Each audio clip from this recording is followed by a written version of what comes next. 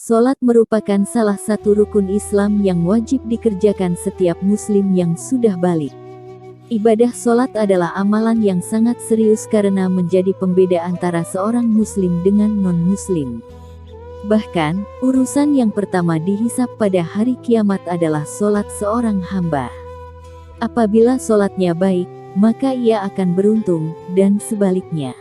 Lalu, bagaimana dengan orang yang suka menunda waktu salat?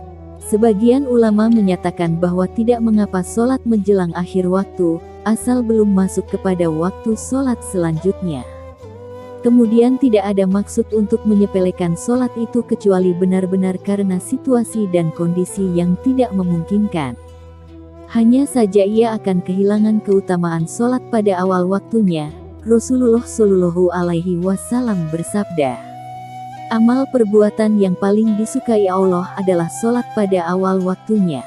Beliau juga bersabda, kelebihan salat pada awal waktunya dibanding pada akhir waktunya adalah seperti keutamaan akhirat atas dunia.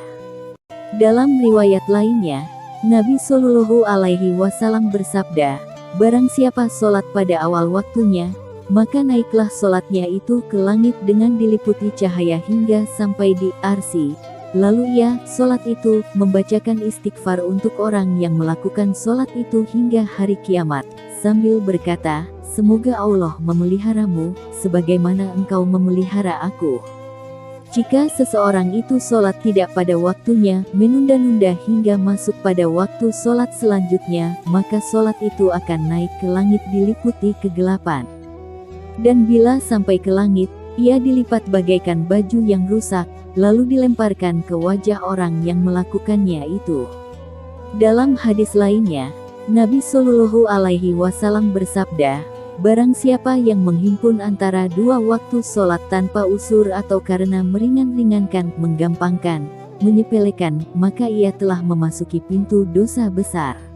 Allah Subhanahu wa Ta'ala berfirman, dan orang-orang yang mendustakan ayat-ayat kami, akan kami biarkan mereka berangsur-angsur ke arah kebinasaan, dengan cara yang tidak mereka ketahui. Al-Quran Surah Al-A'raf, ayat 182.